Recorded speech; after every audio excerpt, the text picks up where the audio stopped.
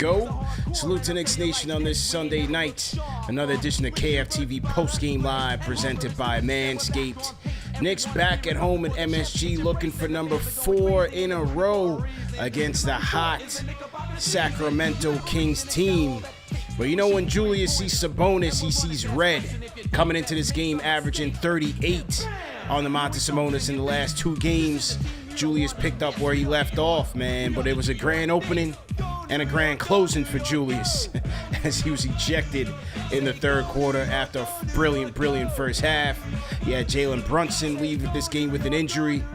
So it was left to RJ, Quentin Grimes, Miles McBride, Emmanuel Quickly, and Mitchell Robinson to close the show.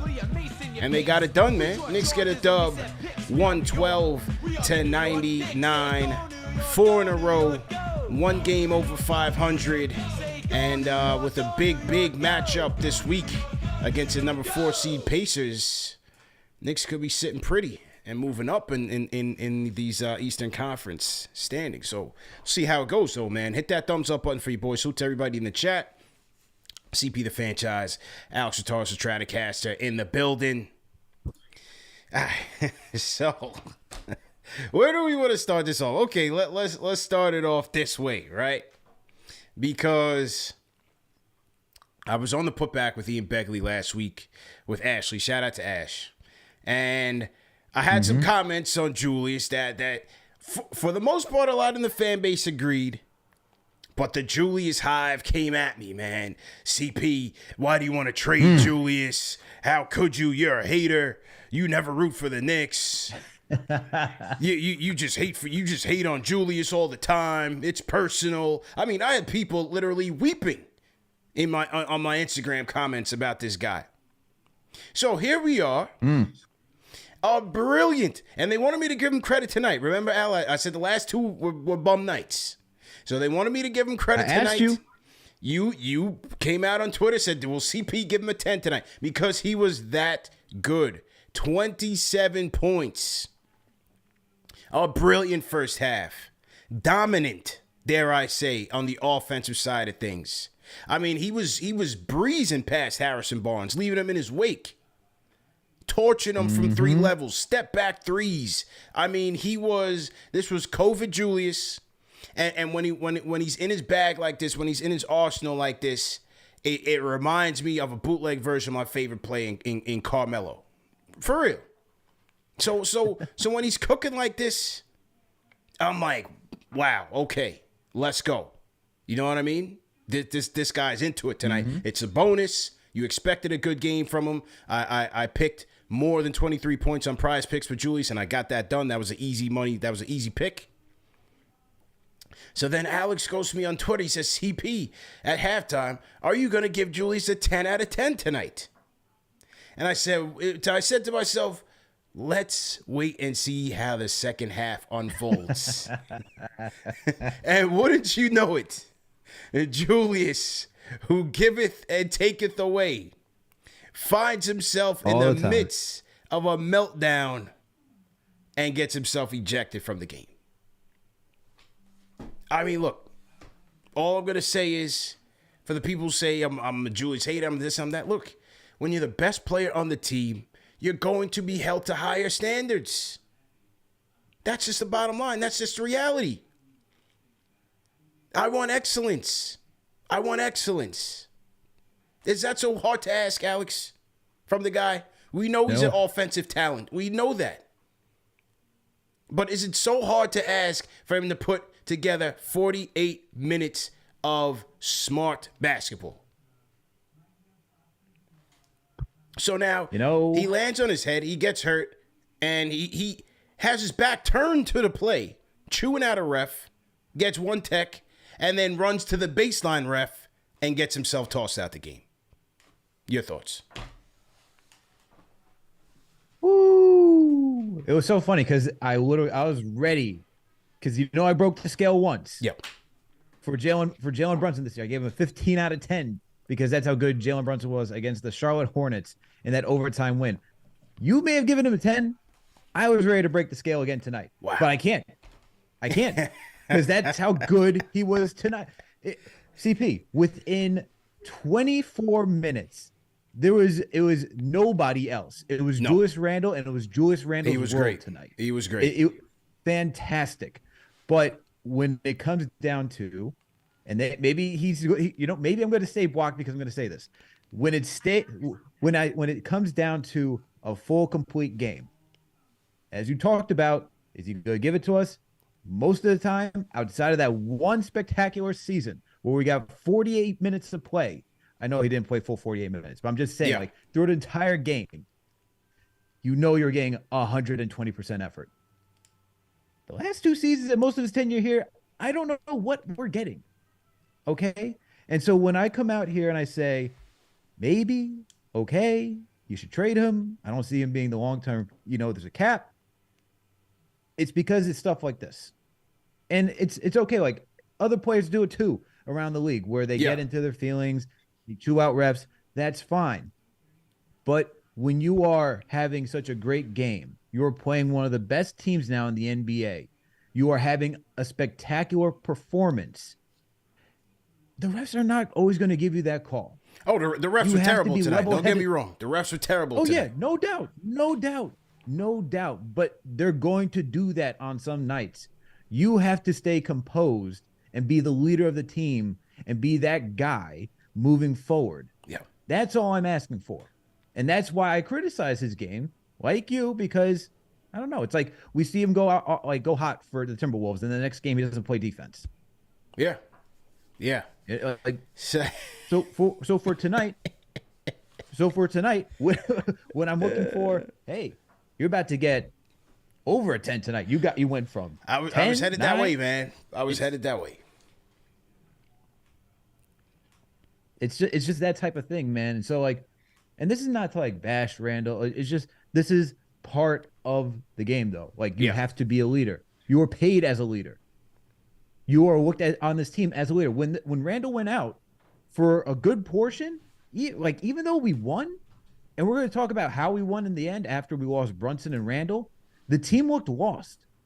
Yeah, you noticed that, right? This team looked really, really lost. Yeah, no, it's very obvious. And without Brunson, it was completely lost. Yeah. But even when you had Brunson out there, like, Tiz put Brunson back out there, it's like, yo, we need you right now. Yeah, we need you. And Brunson was banged up, man. He was banged up coming into this thing. You see it landed terribly on his back on a questionable Keegan Murray call, and then the last injury where he landed with his foot buckled, and then while it was buckled, Davion Mitchell landed on his foot and kind of pinned it down. Yeah. So it's going to be interesting to see what happens with Jalen Brunson this week, man. I mean, I think they should rest him. He's definitely banged up. They got 3 road games back to back in Chicago and then Indiana. I'd be surprised if he made that trip. I'd be surprised if he made that trip. But nevertheless, man, you see, you had RJ, you had Quentin Grimes, you had McBride, Quick, and Mitch Robb, man. Kings were able to cut it to about 13 in the fourth, but 6 points for RJ in the fourth. You had Quentin Grimes with a couple of nice plays. Mitch gutted it through. And they got the job done, man. 112-99. Yeah, man. And I could say that once, after losing Brunson and Randall, you saw that this team really relied on their defense. The defense, I think, took it up another level. And then you really relied on Mitchell Robinson's shot blocking, his rebounding, because shots weren't really falling for the Knicks from there on out. Yeah. From halfway through the third quarter and fourth quarter, their shots were not falling. And you had to rely on Mitch's, like I said, shot blocking, rebounding. You had the perimeter defense between Grimes, McBride, and Quickly, who were helping as well. And then you had RJ tally on 9 points after you lost Brunson and Randall. And that's who you relied on for your scoring towards the end. So it was a good job to keep the lead, because this easily could have gone the other way, in my opinion, because the Kings started to cut it. But the Knicks, kudos to them. They really stepped up their defense and knew what they had to do in the end to secure the win. Yeah, defense definitely held it down. They were able to hold the Kings to under 22% 25% shooting from three. This is one of the hottest shooting teams in the league. Held them to under 100 points. 25% shooting from three, 40% from the field, 65% from the free throw line. Good thing they sent Sabonis to the line because he was 6 of 11 from the stripe. And look, it was good experience for them without Randall, without Brunson, to figure out how to close the game. Obviously, the ball was going to be in RJ's hands a lot. You know, he did his thing, got aggressive off of his screens and attacked the basket. Went to the free throw line a couple of times. He finished with 6 points in that fourth. I think that one of the key plays that I liked was when the Kings had sent the double to RJ, and he got it to McBride, who cut to the middle. McBride found Grimes, and Grimes hit the three from the top of the key. I thought that was a big play to pretty much wrap the game up. So they got it done, man. Got the job done against a hot Kings team who beat the Cavs on a 19-0 run just a couple nights before that without De'Aaron Fox. No De'Aaron Fox tonight again. So good job by the Knicks, man. Got 4 in a row. Good job. Absolutely. Good job by the Knicks. And I feel like we need to see a little bit more diverse offense now that you can see what happens without Randall, right? And everyone's seeing like, why are we complaining? Because if you're going to win, you're going to need Brunson and Randall. And they need to know that. You can't have a game like where you just lose your emotions. That's why we're talking about this in the beginning. If you watched what this team did, it was a lot of east to west. Yeah. Not a lot of north and south outside of RJ. RJ was the only one that was going north to south trying to attack the rim. And then Deuce couldn't really Deuce tried to create shots, couldn't. Grimes didn't knock down his shots like that. Mitch is not that guy. Like, that's not how this team is built for your center to really start posting up guys and doing anything like that. You then had to rely on RJ. And RJ has a limited game. Like, let's keep it a buck. So when we're talking like this to begin the show, it's because for this team to keep going, and you see how talented Randall is, he has to stay cool. Because if he did this against another team like the Bucks, it may not end the same. Yeah. That's a fair point, Al. That's a fair point, man. I appreciate your honesty, man. You know. Good game. I thought Quick had a pretty good game off the bench, especially in the first half. 12 points, 4 of 11 shooting from Quick. Didn't shoot it all that well from downtown, but had it going from inside the arc. 4 rebounds, 2 dimes for Quick as well. You did see, when Mitch got into foul trouble, I was a little bit concerned there with the Hartenstein and Sabonis matchup because I felt like the Kings were going to try to exploit that a little bit. Sabonis did have his moments, but Hartenstein still finished with a plus 18 on the night, 9 boards, a steal. So I think I felt like he still gutted it out a little bit. So decent job by Hartenstein off the bench. Absolutely. Hartenstein chipped in very well. He had his floater going back. Coming around, quickly didn't necessarily shoot that well, but I liked that he was able to knock down most of his free throws. I think the one I would like to see more is like Grimes. Like Grimes, I know he had his 8 shot attempts, 4 from 3-point land. I wish he got a little bit more going from that. And I mean, outside of the offense, man, it was really Randall's show. That was really what it was. But kudos for RJ for being able to shoulder it down the lane, down the stretch of this game, I should say. Hit 7 of 9 for his free throws, 9 for 21 from the field, 27 points. He had 9 rebounds, 6 assists. The 6 assists, my man. The 6 assists from RJ Barrett. That's the best key for tonight.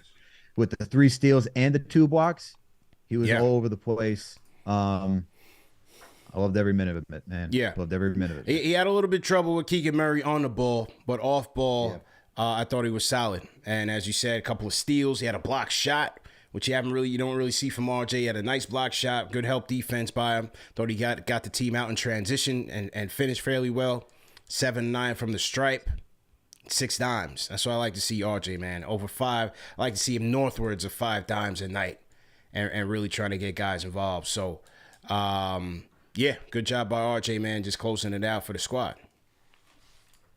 Salute to everybody in the chat. Once again, hit that thumbs up button for you boys. KFTV post-game live presented by Manscaped. Call us up with your thoughts on the game tonight, 657-383-1509. Let's open the show up with my guy Jose from Puerto Rico. Jose, what's going on, man? How you feeling? Jose going once. Oh, you know what? I gotta hang tight. I gotta I think I gotta dial back in to the line here. Hang tight. So to everybody in the chat. Knicks get a 112-99 win over the Sacramento Kings. Let me go ahead and dial back into the phones real quick. Shout out to the Rhyme Animal Chuck D. Joins us in the chat. Rest in peace to Paul Silas, man. The legend Paul Silas has passed on. Former NBA great. Played for the Celtics, played for a number of teams, coached for a number of teams, including assistant coach for the New York Knicks, man. So definitely a part of Knicks history. LeBron James' first coach in Cleveland. So shout out to Paul Silas, man. Shout out to Paul Silas. All right, I'm trying to get the phones back up and running. Let's see what's going on here.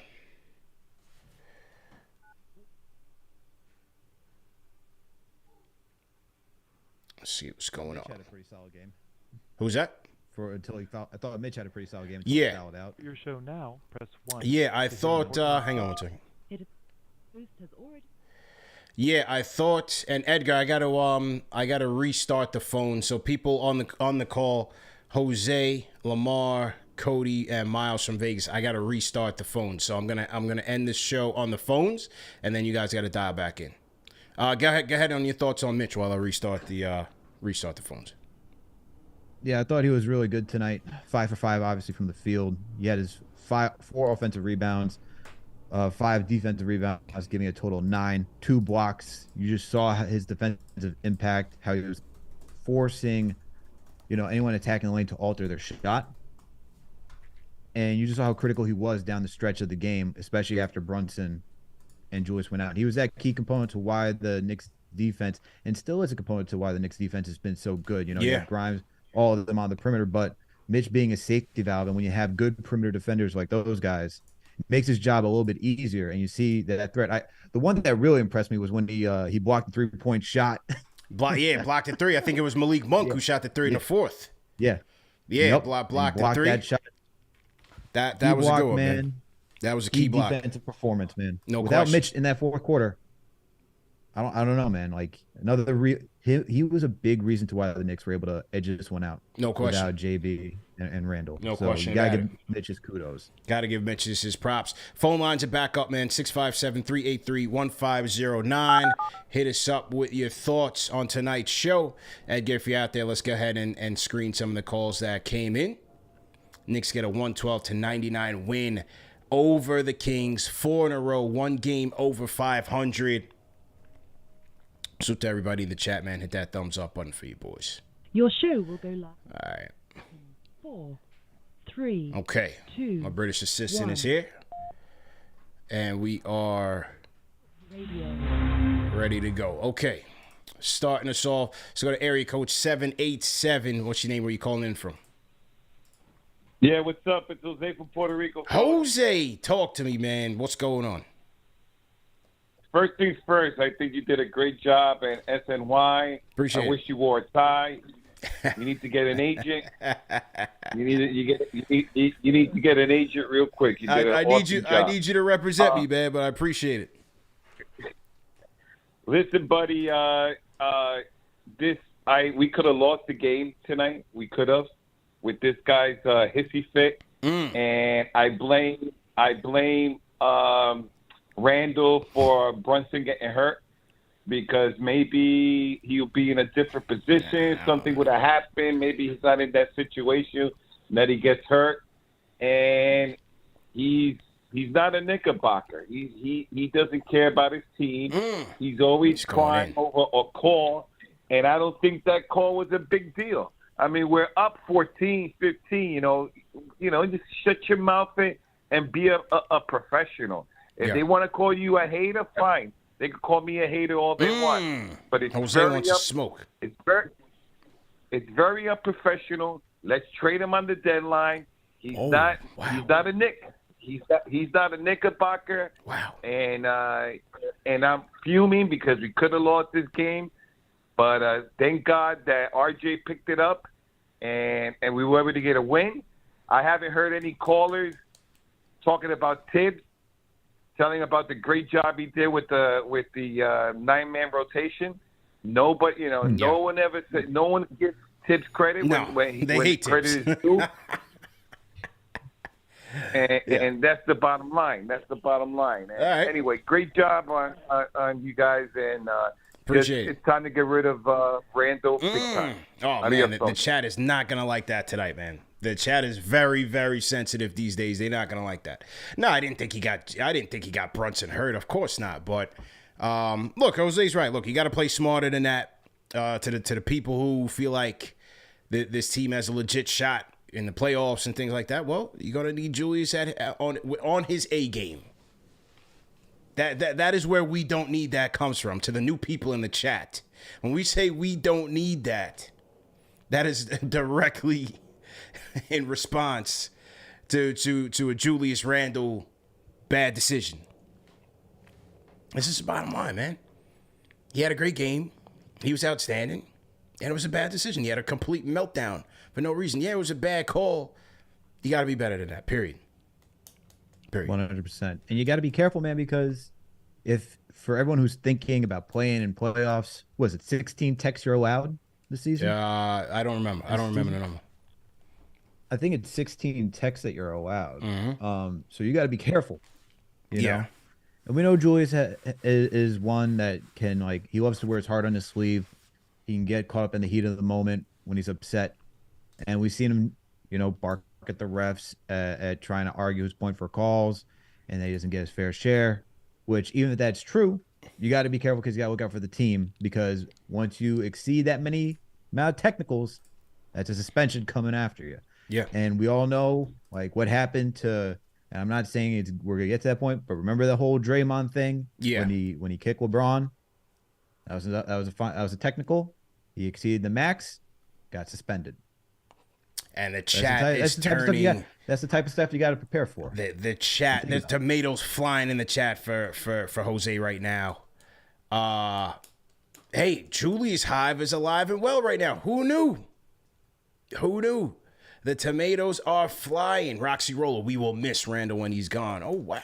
Hey, I like that, man. I like that. Let's go to Sheer from Indiana. Sheer, what's going on? First time caller. What's good? My guys, great job as always. Appreciate it. Great win. I just wanted to talk a little bit about, the defense and toughness that we've been showing over this stretch. Yeah. Direct correlation with Grimes and Deuce being put in a lineup is a game changer.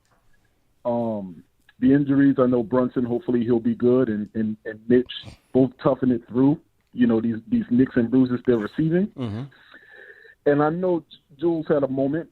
Julius Randle, I continue to give him, stuff, but he's playing much better. And I think it's as a direct result of having, those defensive guards, either one starting with him and another one coming off of the bench. When you have a couple of players who are focused primarily on defense and a point guard who opens up the floor, he's allowed to work. Yeah. So he's outside of tonight, he's been doing a great job. And that's all I got. For sure. And when you talk about Grimes and Deuce on the defense, like we've been saying, man, it just starts at the point of attack.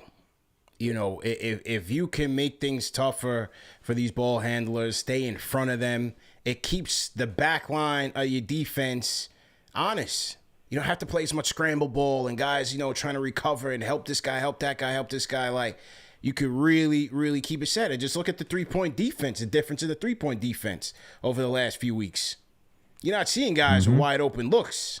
First off, I thought Grimes' defense on Kevin Huerter, especially in the first half, was excellent. Yep. I thought that was a big, big part of them getting that lead, especially with no De'Aaron Fox. It was keeping Huerter from getting hot early. I thought they did a great job of that, man. Grimes is all over him. All over him. For sure. Now, second half, second half, he scored, got a couple buckets, but I thought overall the defense of Huerter was solid. Absolutely. I mean, the testament to the defense right now is that talked about the last game. Knicks were number one in top of the league for the last 3 games. Knicks still stay at number 1 through 4 games. They are now number 1 defensive rating, 94.4, leading the league right now after these past 4 games. And look, they held the Kings, one of the top scoring offenses. Sure, no De'Aaron Fox, but they still kept them under 100 points. Yeah. 99. Yeah. Barely did it, but they did it. You know, and if you look at this game and you look at what they did, the Kings shot 25.6% from 3, 39.8% from the field. It's a testament to the defense right now. Definitely. So, shout out to Tibbs as you know. Yeah, shout out to Tibbs, man. Not enough credit for Tibbs in this place. You know? Yeah. As Jose said, you gotta give him his credit, man, for changing it up. Absolutely. You know, we can criticize Tibbs. There's valid criticisms for some rotations and decision making, in-game adjustments, but when he figures things out, you also gotta give him his kudos there too. Yeah. And, you know, we talk about this 9-man rotation. Take a look at the minutes tonight. RJ, 44. Quentin Grimes, 42. This is vintage Tibbs. This is vintage Tibbs. Sorry, Cam. We can't afford it tonight. Not even Rose, man. Nope. Sorry. We got to play defense out here. RJ, Quentin, they ain't coming out of this game. But no, but in all honesty, though, the question is gonna be, I don't think Brunson. Now they have a couple of games to rest, right? The first game against Chicago is the 14th. It's not clear what the status of Brunson's foot injury is. I just feel like, you know, coming into the game hurt, he landed on his back or his hip, and then he had the foot injury. I just feel like they could give him at least one night off at this point. He's been going so hard. I would have to think Rose, you know, IQ gets bumped up, and then Rose has to come in off the bench. Well, I mean, where do we go to if they rest Brunson? Does Fournier make an appearance, or do we skip Cam, Fournier, and Rose and go to Svi? do we just skip all of them and go to Svi, right? I think it's got to go. It's got to go Rose. You need experienced ball handling out there. You're not going to put it in McBride's hands off the bench. I think you got to go Rose there at least, and you got to get a little bit more offense off your bench. You know what I'm saying? I agree. I mean, you can argue that for honestly for offense, you can give up. You could talk about any one of those 3 guys. For defense, Rose hasn't been great defensively, but if you need a point guard, you can argue for Rose for the point guard. You can argue Cam Reddish for, you know, he still plays good defense when he's walked in, you know? Yeah. I don't think he's going to play just because I think they're going to still try to trade him and they don't want him to get hurt. Cam is going to get injured. Yeah, no, I don't think it's Cam. It has to be Rose. You need experience and some offense there if you're going to move quickly up to the starter and rest Brunson. The other option is that if you think you need more offense for like shot creation and stuff like that, you could go Fournier, and have him off the bench. I don't know, man. I don't think so, man. I don't think so. It's got to be Rose. What do you guys think in the chat, man? In terms of the rotations, if Jalen Brunson is to miss some time with these injuries, which you have to assume he will, where should Tibbs go in order to replace him in this 9-man rotation? What do you guys think, man? Throw some options out there in the chat. We'll shout it out. Shout out to Junior Caroma, $5 super chat. Says, got to give Tibbs his credit, man. This 9-man rotation is working, and benching D Rose and Cam for Deuce has clearly worked out. Yeah, so far so good, man. Definitely got to give Tibbs his props. 1,900 people in the chat, man. Salute to everybody in the chat once again. Hit that thumbs up button for you boys. Let's get those likes up right now, people, and share this video right now. This is KFTV Postgame Live presented by Manscaped. #1 show for the fans by the fans. Go to manscaped.com and enter promo code KFTV for 20% off plus free shipping and get your holiday stocking stuffers today. Let's go to Aurel from Queens. Aurel, what's going on? Hey, CP. Hey, Alex. How you guys doing? How you doing, bro? Going on. Good. So last night I was watching Sports Night, and Jose stole my thunder. Seeing you on Sports Night, CP, that was amazing. Appreciate it. Great the way you talk about the Knicks. I like your suit. You look smooth. You should be on it every week, every day. Appreciate it, man. Yeah, I'll be back on there Saturday, so we will we'll get to it, man. Definitely. That's perfect, and I hope you get a gig on WFAN, because that's my favorite radio show. Appreciate it. So, but let's talk about the Knicks. But you definitely deserve it. Let's talk about the Knicks. Their defense is amazing. Quinn Grimes, love him. Amazing defense, but could he score a little bit more? Why doesn't he score? He needs to score a little bit more. I love McBride. Keep the rotation going on, and you guys was asking who should join the rotation. Maybe Reddish, but I know you say he's about to get traded. Yeah. But I think he's the next choice. There's no one else I would take off the bench for Reddish. Appreciate the call, man. I think it's gonna be D Rose. I think it'll be D Rose basically taking Quickly's spot and quickly moving up to the starters. Rose Hive in the chat. Start Rose. Rose is not starting, man. The Rose Hive will not go quietly into the night. It should be that way. It probably will be that way. Yeah. Like, out of all the guys, Tibbs will probably go back to his guy. It makes the most logical sense. In Chicago, why not? Ooh, that's right. In Chicago, not once but twice. Twice. Let's go. Twice. We're in Chicago. You know what I'm saying? So, makes sense. Yeah. Why not, man? Why not? Shout out to Akeem Philippe, $5 super chat, says Randall is handing out 30 pieces at your local chicken spot. Get it while it's hot. Shout out to Kay from Georgia, an ex-Knicks fan, 4-game winning streak, talk to be nice. Okay. So you wanted to air out an ex-Knicks fan. Okay. All right. Hey, whatever gets it going, man. Appreciate the support. Make sure you guys are hitting that thumbs up and hitting that share button. Boxing Fan 189, $5 super chat, says Tibbs 9-man rotation seems to be doing a damn good job. Hopefully Brunson ain't too badly banged up and can play in Wednesday's game against the Bulls. Yeah, they're gonna get a couple of days rest here. We'll see what the prognosis is for him, but certainly didn't look so good, man. He already came in kind of hobbled up, and then he took a nasty fall, and so we'll have to see how that impacts things. Definitely have to see how that impacts things. And then with Davion Mitchell putting all his weight on Jalen Brunson's foot when he didn't have his foot wasn't planted on the floor at all. It was already buckled. That's tough. Tough night for him. He tried to gut it through. He did walk to the locker room, but he was in bad shape. So we hope that that Brunson pulls through. Let me get to Emmanuel Quickly's post-game comment. Shout out to JD for throwing the alley on this. Let's see what Quick has to say. Couple of post-game comments here. Salute to everybody in the chat. Hit that thumbs up button for you boys. Let's hear from Emmanuel Quickly on tonight. Let's see what he's got to say. My guy's hurt, man, so I'm not really worried about who's starting, who's not. My teammate's down. That's all we really worried about is getting him healthy. Just went and talked to him in the locker room. He was in good spirits, so make sure I check on him again tonight and see how he's doing. That's all we really worried about right now.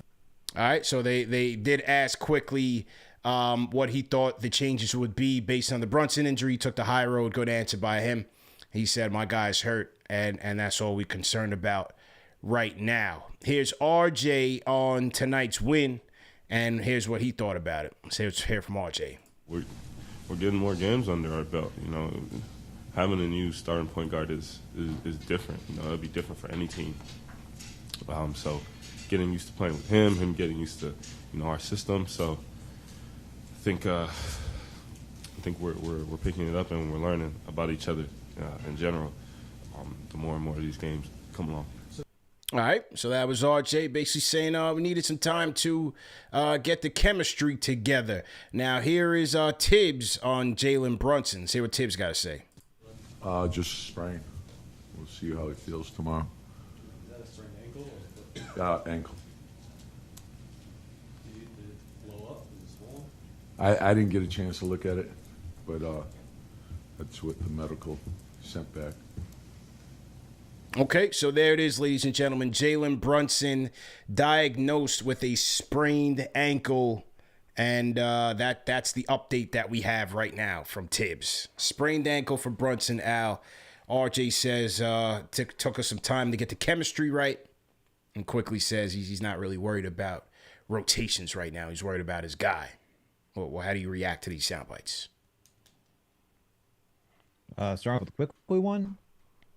Good PR. Yeah, it's a good answer. I think he said the right thing. Yeah, it's a good answer. I mean, what do you want him to say? Like, oh, it should be me. It should be. I think it's fine. And I think Tibbs will evaluate it. It should be quickly. I think you give quickly that shot. As you mentioned, bring Derrick Rose off the bench. I mean, Rose has been comfortable in a bench role. So, and you can still have McBride with Rose off the bench, taking turns, setting each other up, trying to get the offense going in what way. So we'll see what happens with that. With RJ, I think it's more so, I don't know if it's necessarily getting used to having a point guard, because it seems like even during like preseason, those guys look pretty comfortable, fluid. I don't know what else they're adding. I don't know what else they're adding to the offense that is throwing anything off. I think what's working now is honestly the shift with having McBride, Grimes back in the rotation. I think that's more the thing rather than actually working with a new point guard, because their defense, as we know, the offense was still in the top 15 of the league. Right. So it wasn't like they were skipping a beat.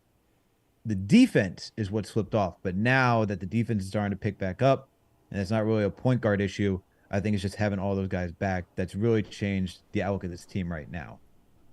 Yeah, good points.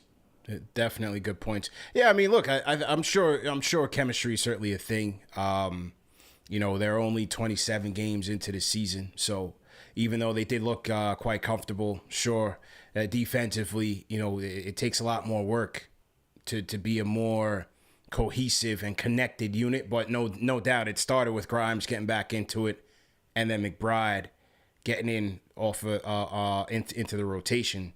It combined with them playing with Quickly as well, who's been solid defensively all year. It's just tighter. It's just tighter, man. So good job by them.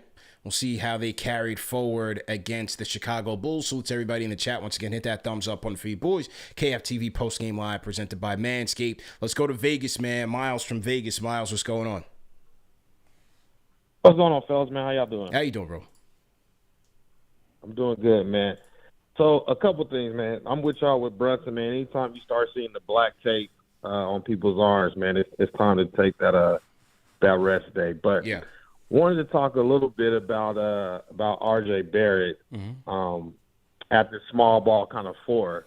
I think Tibbs and the Knicks is kind of blessing in disguise when Randall lost his cool and got ejected.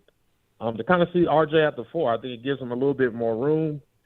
It makes them a little faster on defense, helps them funnel things to Mitch on defensive rotations, gives RJ some room to slash and play make a little bit more. I think you guys said he has 6 assists tonight, so I'm really interested to see what that looks like. I think the Knicks are kind of locked in roster-wise. It limits their versatility with the Obi and Randall at the 4 because they can't play the 5 or the 3 or anything, so seeing RJ at the small ball 4, we might have looked into seeing something. Yeah, thanks, fellas. Yeah, you're right, man. You're right. I agree, and it's something that we've talked about for a couple of years now, especially when we have these lineup discussions early in the year. Like, how would these small ball lineups look with RJ running at the 4? And now you're starting to see it in real life because of injuries and lack of availability of certain players, whether it's injuries to Obi, Mitch, so on and so forth. Julius getting ejected tonight. You're kind of seeing it. You're kind of seeing it. And against some of these smaller teams, this was a good test tonight to roll something out there like that. And they finished the game, so they had some success there. Absolutely, and I think one, for some coaches, they like to experiment during the season and like try out these small ball lineups. You see Tibbs is more reactionary to when injuries occurred, then he's willing to go to these certain types of lineups. Like when Mitch was out and you need, like, he went small ball 5 against Philly. It's like, oh, he's throwing everything out there because he needs to. So now we see without Obi and then Randall, you're starting to see RJ playing some 4. I think he's more reactionary to doing these things. I would wish that he's a little bit more. I wish he would experiment a little bit more when everyone's healthy, just to get a look, because different teams go show you different things. Like tonight with Sabonis and Keegan Murray, I think that's a good matchup to go small. Because Sabonis has usually played, like, I know he's played center in the past, especially for the Pacers, but because he's like, I think, is he a 7-footer? I don't even know if he's a 7-footer. I don't think he's that. Yeah, I don't think he's that tall. Sabonis is 7. Well, he's listed as 7 according to ESPN. Listed as 7. Okay. Yeah. All right. So I thought he was a little small. Anyway, if he usually played traditional power forward, so I think it was just still a good time to like test it out and see what you could do anyways. But yeah, RJ playing the 4 is good. And, you know, like going back to like the defense, I was thinking about it. You only have 2 guys who haven't really experienced playing with Tibbs before, which is Brunson and Hartenstein. Mm-hmm. All these other guys have at least had a year minimum under Tom Thibodeau to understand how he plays defense. And I think that's also another big component. So like when you have Grimes, RJ, Randall, Mitch, IQ, Deuce, and I know Obi's not there anymore, but when Obi's back, you know, you got, was it 1, 2, 3, 4, 5, 6? You have 7 guys who know how to play Tibbs' style of defense. I think that's very important too. You know, experience is that's also something to keep in mind. Experience is definitely a factor. I could definitely agree with that. Shout out to the Rhyme Animal Chuck D, who's with us since the pregame. $10 super chat says, "Get used to it. Every game is going to be a physical swamp, ugly sludge ball, frustration. Celebrity Row got to get readjusted. Ain't going to be pretty acute. This brand of basketball is unmarketable, and I love it." So shout out to the Rhyme Animal Chuck D, man. And yeah, it wasn't a pretty night statistically by any stretch, Al.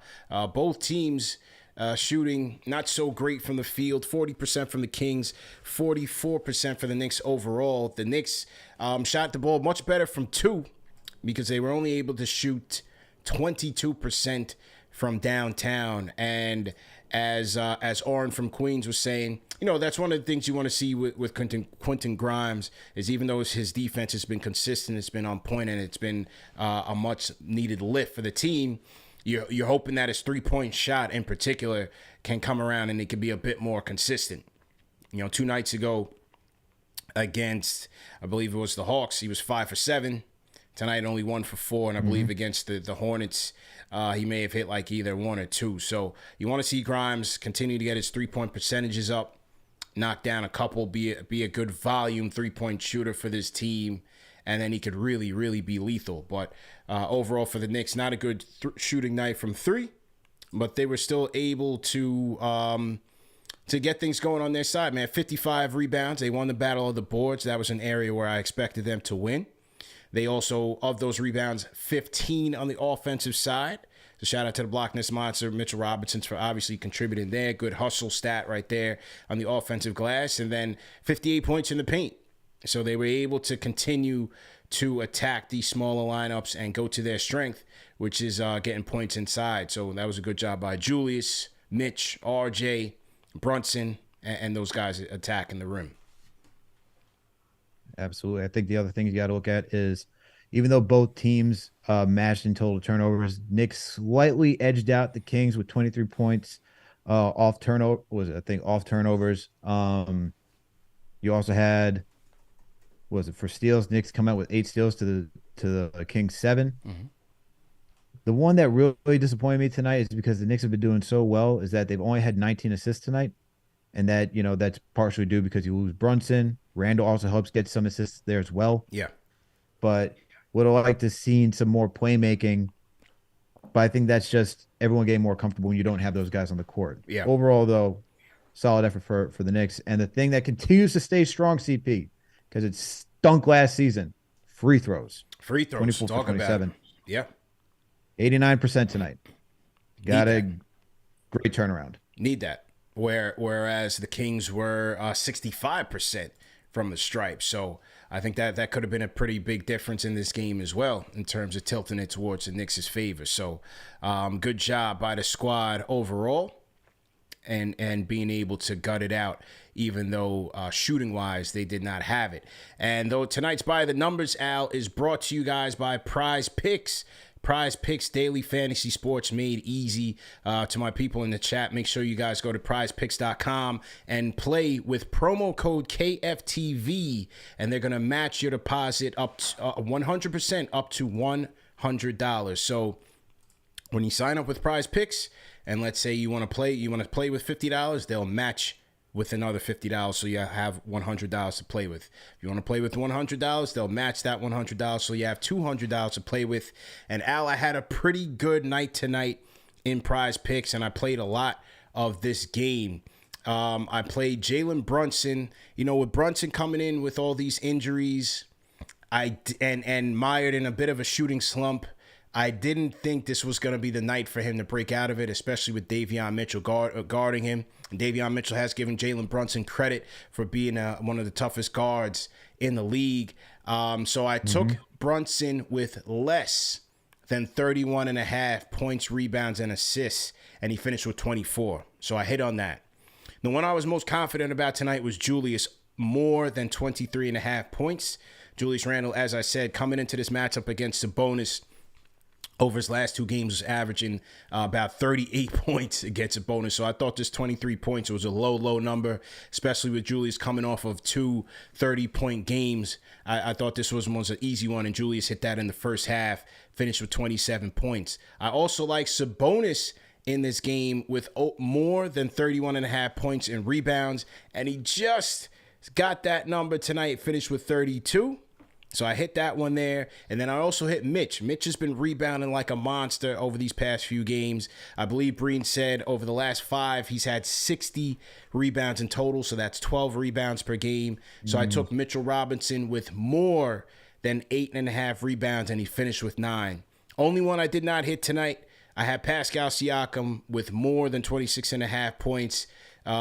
Raptors taking on a Magic team. Magic giving up a ton of points to power forwards lately, and but I didn't hit that. Siakam only finished with 17 points. So on the night, I hit 4 out of my 5 picks, and was still able to win some money tonight, man. How'd you do tonight? I didn't do too well tonight, man. I thought I was getting a little adventurous tonight with some of my picks. Tonight, I chose Quentin Grimes to have more than 10.5 points. The last couple of games, he's averaged over. He's had over more than 10 points.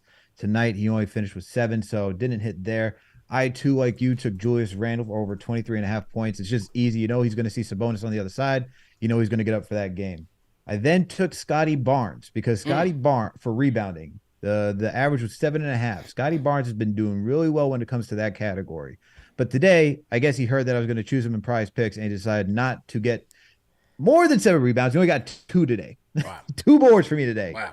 And usually, he's averaging about 7. He's averaging about 7 boards. So that was shocking. I took Joel Embiid, though. I hit on this.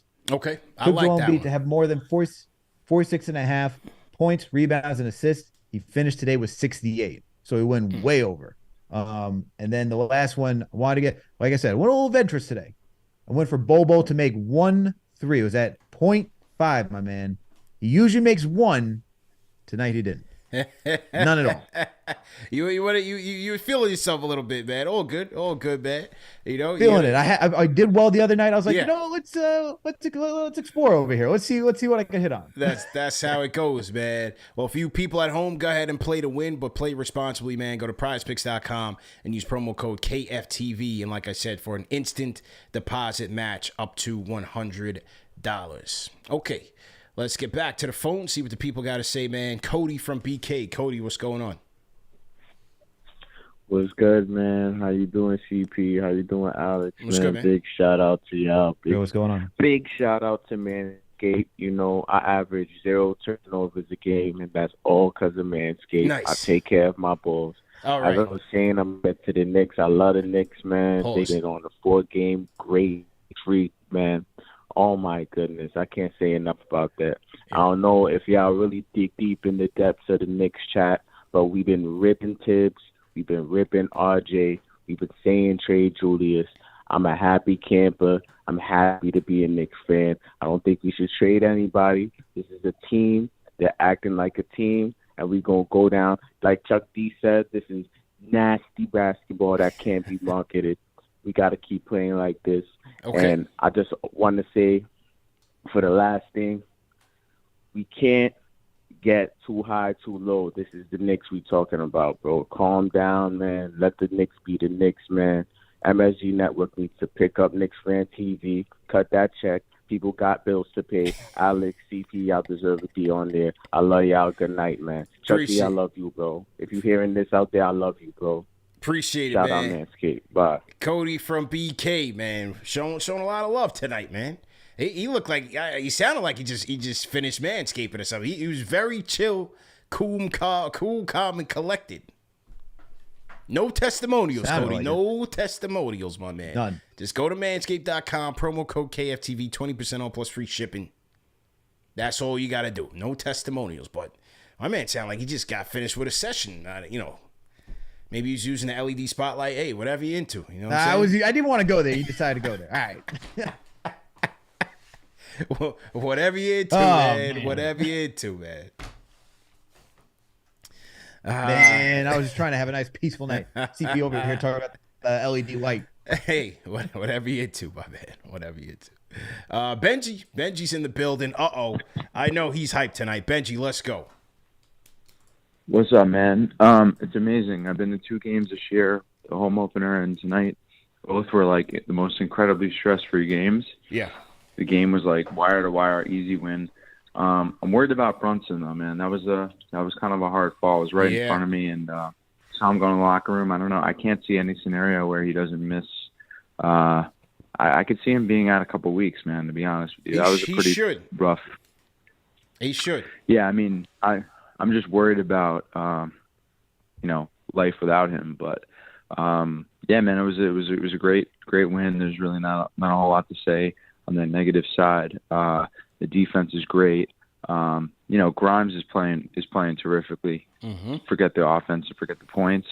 He had a lot of situations tonight where he went along he loves that baseline move. Yeah. Where he gets the quick pass and he goes baseline and either swings the ball or drops it off for like Mitch. So it was a great game all in, man. RJ with another solid performance. That's 2 straight. I would say obviously like the only negative would be just Randall, moving forward, he's got to know that he can't do that. Okay. That's just inexcusable. That's the only situation that could have hurt us and change the game. So win, man. Did you wear your Fournier jersey tonight? And did you shout out Fournier? It sounded like you were close to the bench. Did you shout out Fournier tonight? Of course, man. I always stay true to myself and represent my guy. In fact, there was a French journalist that was walking around the garden, and he saw my jersey and started interviewing me. Look at that. It was pretty funny. But on that note, if Brunson is out, does Fournier get any action? I know Alex mentioned. Just curious. I knew he had to end the call with that question. Al, you opened the door. You left the door open for that, man. I blame you for that, man. All good. I like open up Pandora's box once in a while. Hey, look, who knows? You never know with Tibbs. You just never know. Personally, I just, like I said at the top of the show or whenever we discussed this, I just feel like he'll go with more experience at the point guard. He'll go with Rose to run the offense. Let McBride continue to do what he do, play defense and play more off ball, and not really give him that responsibility to run the entire offense. That's why I think it's just more likely to go with the Rose.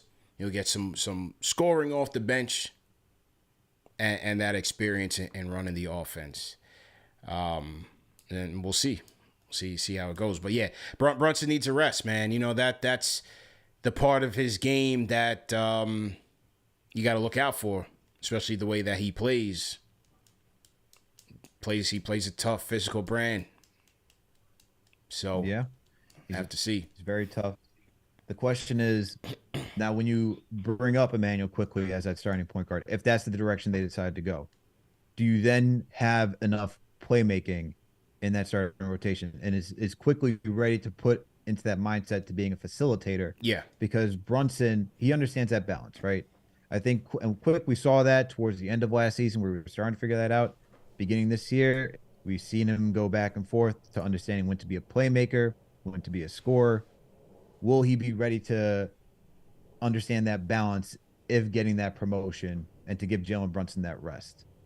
So you hope that he is. Hopefully that he's ready to be that playmaker. We're still going to need his shooting. Whenever he sees that he's open for three, he tries to knock it down.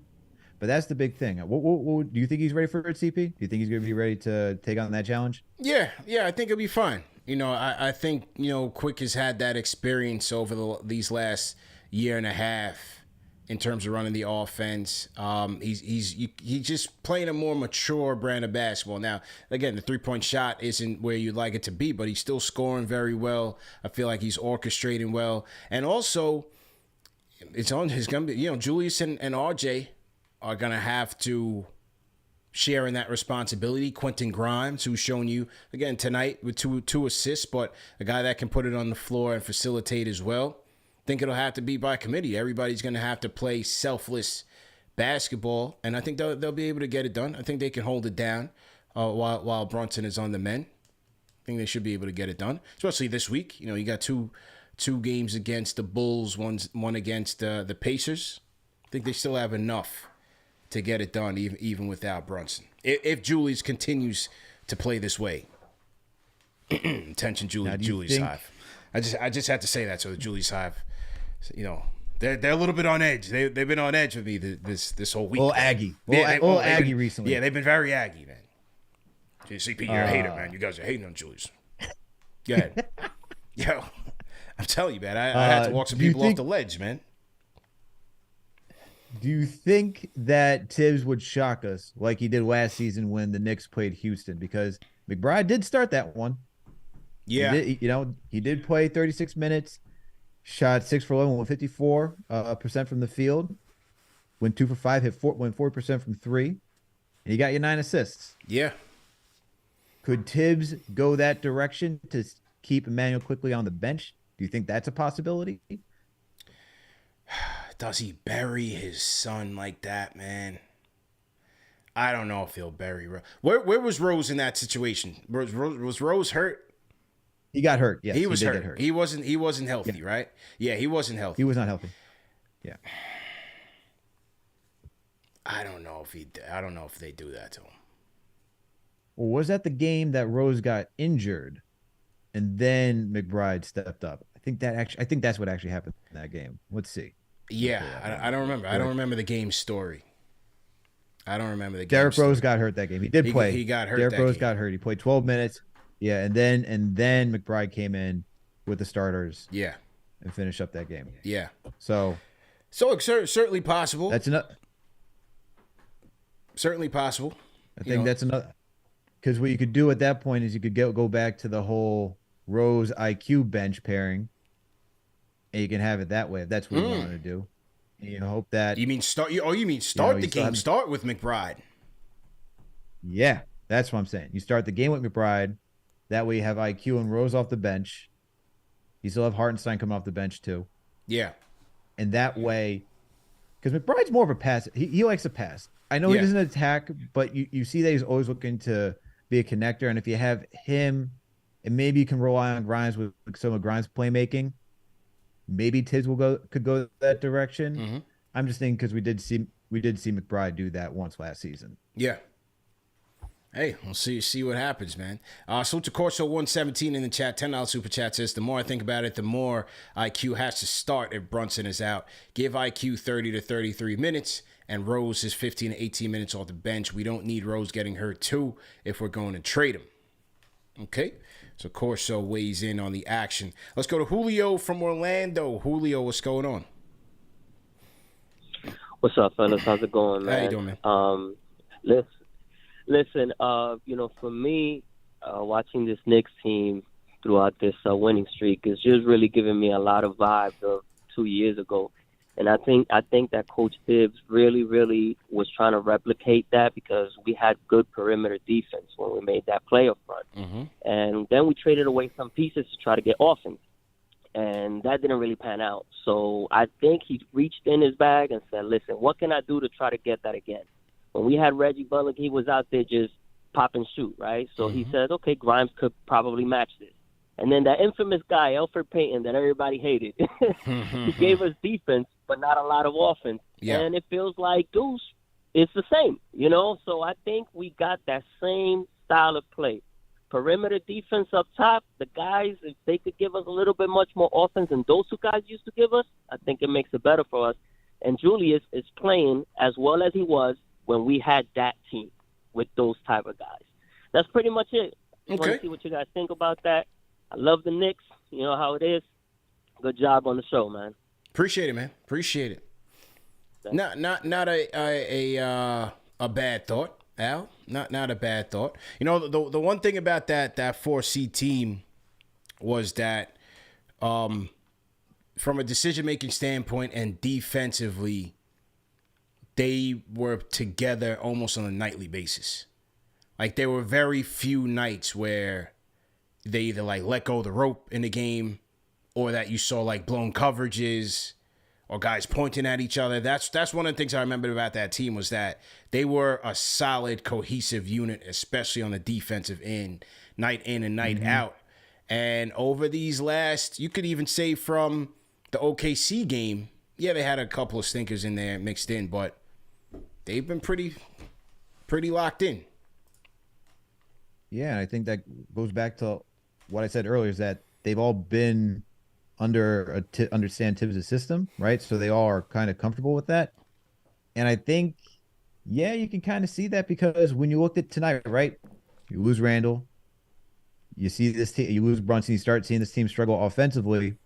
That team was designed to be defensive oriented and go through Randall.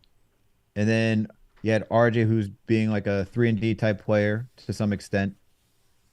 And you relied on everybody else. And I think for this team, you rely on Randall and Brunson, then RJ. But it's really on the heels of their defense. It's kind of similar in that aspect. Yeah. It is kind of similar. Yeah, I agree.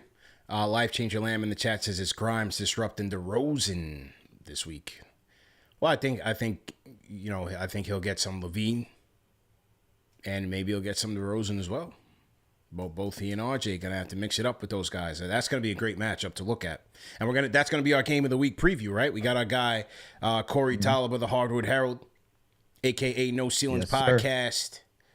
Great basketball mind. That's my guy. He'll be on the show this week for the game of the week preview. So looking forward to that one. Whenever you guys do that, when are you guys doing that one? Tomorrow? I think we're gonna be able to do it tomorrow, but make sure it's not only gonna be for one game. Yeah, it's gonna be for both games. So that's the good thing about this week for game of the week, because it's the Chicago Bulls. We play them Wednesday and Friday. It's still going to be relevant this week. Yeah. So make sure to tune in. So you're not going to miss it. You're going to have, 3-4 days, however many days it is, to go back and check it out, because it'll still be relevant. And we'll also get a little early draft talk, get his thoughts on some early looks, some prospects. So looking forward to that show. Whenever you guys do it. 2,000 people on the chat, man. Let's get those likes up. Hit that thumbs up button for you boys. KFTV post-game live presented by Manscaped. As we said, as Cody from BK said, shout out to Manscaped. Go to manscaped.com. Promo code KFTV for 20% off plus free shipping.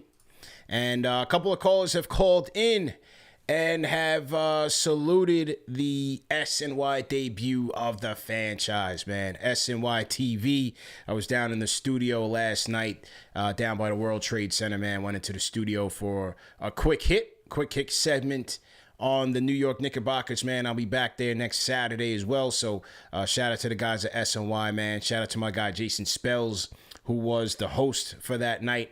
Was able to show me the ropes and walk me through the studio. Got my mic connected, everything like that. Shout out to producer Mike Robertson and everybody at SNY. Shout out to Ian Begley, of course. And I had a blast, man. Had a great time.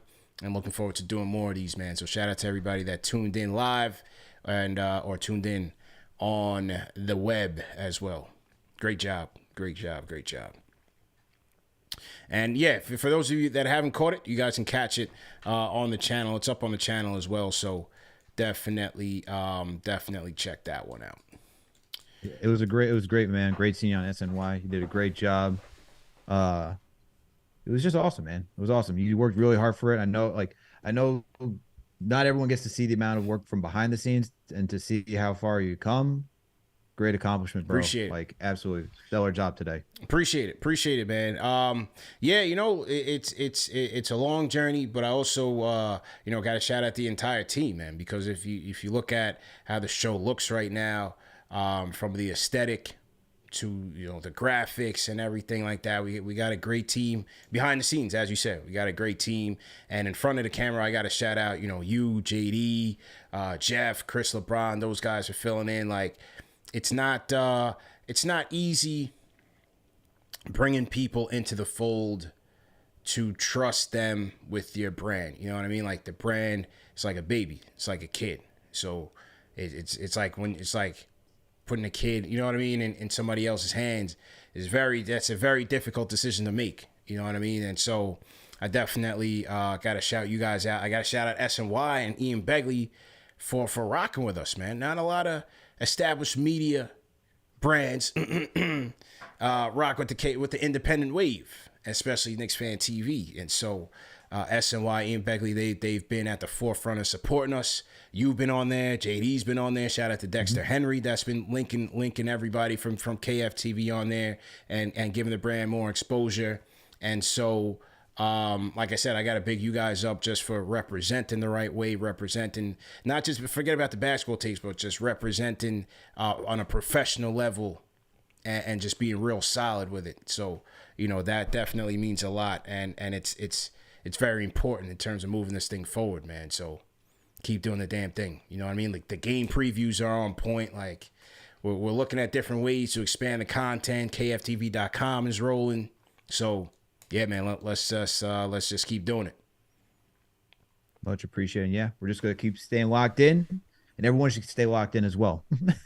Yeah, everybody stay locked in, man. Stay hitting that thumbs up on Free Boys. Stay sharing these videos, subscribing to the channel. All of that stuff works. All of that stuff has contributed to everything that you are seeing here so far. So it is a family show in terms of the way we present the show, but also just in the way that this is really a grassroots movement, and everybody is bringing their brick. Everybody is contributing, whether it's the donations or just, like I said, doing these things, hitting that thumbs up and everything like that. All of that contributes, man. And shout out to the mods, TM, everybody in the chat, man. All the mods in the chat. JJ, the Rhyme Animal, Chuck D, never misses a show. Junior Karoma never misses a show. John Talento never misses a show. Shout out my guy Ty. Ty never misses a show. And Ty, he comes to our OmniFan events. And Ty's my guy, man. If you guys saw Ty was my security for the 4040 event. But he also has his own jazz band. And so he was out here locally, man, and they had a concert today. So I went to go check Ty and his band. They did a great job, man. I'm a big jazz fan.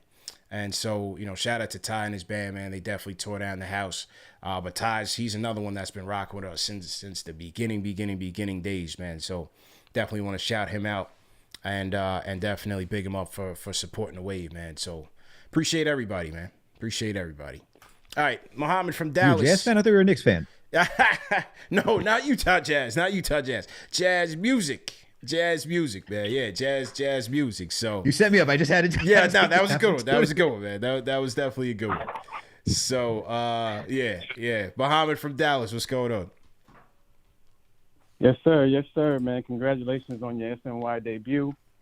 Shout out to you. Shout out to Alex, man, the whole KnicksFanTV squad. Appreciate it. Now, I rarely call in, CP. Mm-hmm. I rarely do. I just listen. I enjoy the wins. Sometimes on the losses, I don't even tune in because I'm an emotional Knicks fan, to say the least. But I had to call in tonight, man. I feel like you guys were just going too hard on my boy Julius. Like, I just felt like you guys. Well, I'll break it down to you like this. Yeah. He's our number one guy, right? Okay. He's on the team.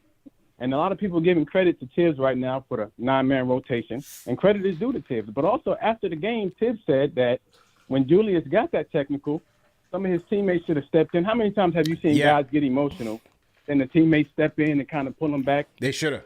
I think we didn't let – he still got to take onus because he's the one who got hot-headed. But at the same time, he's having a great season. another. If the All-Star game voting was today, he'd be an All-Star. Mm-hmm. He's bringing our team back. He gave us our first playoff appearance in like a decade, a couple years ago. Yeah, he had an off season. The whole thumbs down thing, I wasn't with that. But he's having a good year. As players and as fans as well, let's like kind of sweep this under the rug. You know, I know you got to talk about it because, you know, you got to give the analysis of the game, but you don't have to harp on it. But let me ask you this. Go ahead. We started the game off saying what? That he had a monster game. Did we not give him credit for the monster game? Yeah, sure. Okay. I'm not saying that you didn't.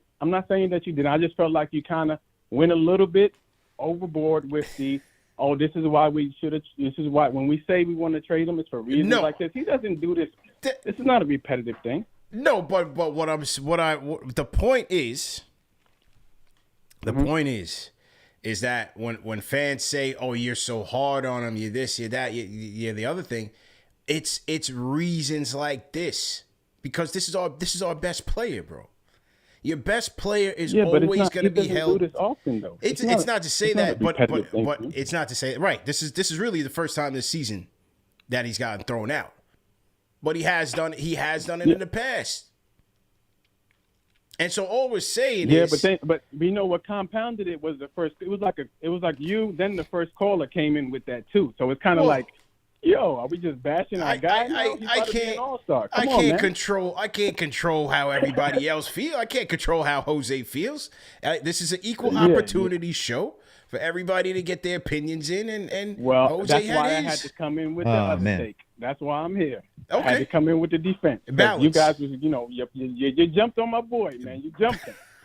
So I had to, you see your boy getting jumped. You got to jump in and fight for him. Balance. So, Julius, keep doing your thing. If you're listening, you're an all-star. This is how we want you to play. And to me, you're a number 2. All we need is a number 1. We don't need to trade you. We need to find us a number 1. For me, the trade chips are R.J. Barrett, Cam Reddish, and if we have to throw in like a Mitch and all the picks, let's do all of that to get a number 1. We have a number 1, Julius number 2, Brunson number 3, and we got a championship team. That's what I got for you guys. Appreciate the show, man. I love listening. I'm going to keep on listening. And just let me know how you feel about the take. All right, appreciate it. I mean, listen, man. You know, some of the Julius Hive, they want to act like he's above criticism. Where do we get to? How do we get here? How do we get here where we can't point out not only the good but also the bad? How do we get here? Why is it that just because he's having an all-star caliber year that we can't say anything bad? And that everything that you say bad, Robert Randolph, perfect example on Twitter. Shout out to my guy Robert Randolph. And if Robert is listening tonight, I hope you get the Friday night to remix. I told him, I said, because in the first quarter, he's atting me. He's like, "Oh, where's all the Julius haters now?" And I'm just like, yo. It's not, everybody thinks that because you say something on the negative side that it's hate. It's not hate. It's not hate. I don't hate. I don't know Julius. I don't know him personally. I don't care what he's got going on personally. It's not hate. He did a bonehead thing, and I'm going to call it out. That's it. That's it. And we should call it out because I think Brunson's our best guy. Yeah. But still, you need Randall because it's between him and Brunson that are making this ship go. Brunson's been struggling a little bit. We need you. You can't. When you do that, to me, you're letting your team down. Like, it goes back to you saw how they struggled when you weren't there. You're in a position where you got to compete for every single game if you want to make the playoffs. You need to be present 24/7. Yeah. You can't make a mistake, especially one where you get ejected from a game. And I thought Brunson did go in there and try to hold him off. I did see that where Brunson tried to get in front of him, hold back Randall. But like you also have to have that wherewithal too. Like you're cooking, teams relying on you. Like you have to be smart in order to keep your team in this mix. The Knicks are not like it's not that they're not. It's an uphill battle for them to not have to go through the play-in. So every win counts, and you don't want to give You don't want to give up any chance where you're going to be losing a game, especially where you have one in the bag because you're killing it tonight. Yeah. That's just not smart, man. And so when we criticize that, that's all we're getting at. Yeah. Harlem G319 in the chat. It's not hate, it's accountability. That man gets it. We want excellence. Khalid E. CP, I'm a big fan of you, but you're too hard on Randall compared to the other players. They're not in the same league. He's our guy. He's not McBride. He's not Cam. He's not these other guys. He's the best player on the team. He has to be held to a higher standard. That's just how it goes. That's just how it goes. If the other day RJ took a bad shot, I said it was a bad shot. When Brunson's playing hero ball, in my opinion, I say Brunson's playing hero ball. If Julius isn't playing defense or he's bailing out on a play, I'm going to call it like it is. But we started the show saying, I compared him to Melo's. I started the show. I jumped out the window. See, they don't hear that part out. You see, the Julius they got selective hearing. They don't hear when I compared his Arsenal to Melo to start the show. I didn't see fives in the chat for that. But bootleg Melo. Don't say Melo. Bootleg Melo. Bootleg Melo. Oh, yeah. Watch out, because then the Melo hype's gonna come at you. That's right. Gonna be like, that's right. Yo, Are you crazy? Think he's like Melo, bro. You're hating. He's like Melo. You're hating on Melo. Listen, I love it, man. I love it. It's all for good conversation, good, bad, or indifferent. So that's just what we do. We just keep it real, man. Just keep it real, man. It's nothing personal. This is basketball, sports. John from Arizona. John, what's going on? What's up, fellas? Salute, Knicks Nation. I'm going to keep this rapid fire. Yeah. I'll start with the Randall situation. I think he should have just led it to Tibbs. He's usually good at, vouching for him and haggling at the refs pretty much all game. But and I didn't think the play was even justified for those 2 technical fouls. But I thought the only really negative thing about the game was our 3-point shooting, 23%. I mean, that's just atrocious. But besides that, I like the front court defense from Grimes and McBride, and hope we can get the win against the Bulls. See you guys. Okay. Appreciate the call, man. Yeah, you're right. The 3-point shooting wasn't there, but as we talked about, free throws were there. They were hot from 2, got their points in the paint, and they defended. They held the Kings to under 100 points. This is the second highest scoring offense in the league. As I said, I thought their defense on Herter was key, especially in the first half. Grimes did a great job on him. Harrison Barnes didn't really get it going. Malik Monk didn't really get it going, so they did what they had to do, man. They definitely did what they had to do. Good defense. Hopefully it keeps rolling. Let's see how they play against Chicago. Got Levine, got DeRozan. Levine put up 40 points not too long ago. Let's see how. I think you touched on it. I think it's gonna be Grimes on Levine because Levine's very athletic. Yeah, and the one thing I like about Levine is that he's a good catch and shoot 3-point shooter. He's constantly cutting.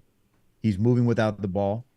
He makes quick decisions once he gets the ball. He's not trying to dance around with it too much. He knows where he wants to go already. He can score at all 3 phases.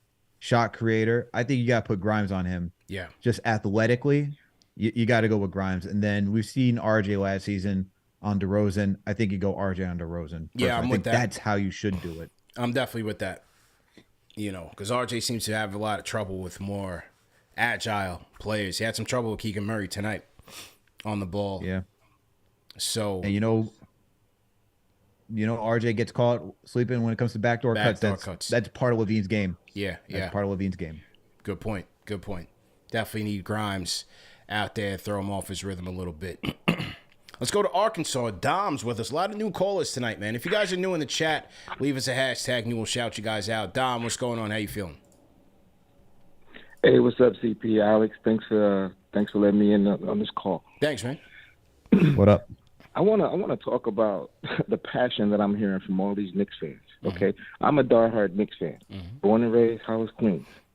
Don't ask me how I ended up in Arkansas, but I love it. But you guys gotta really, really pump the brakes with ICU Tibbs. He's been trying mix and match, trying to get the lineup correct, but he had no other choice but to revert back to what he used to do in Chicago, how he ran Rose into the ground. You guys said it earlier, 44 minutes for this guy, 42 minutes for that guy. Let's just pump the brakes on Tibbs right now, giving him all the kudos. Because before this Dallas game on the December 27th, that's when we're going to really need Brunson to pull in. That's when we're going to need Julius Randle to show up in front of his hometown and get busy.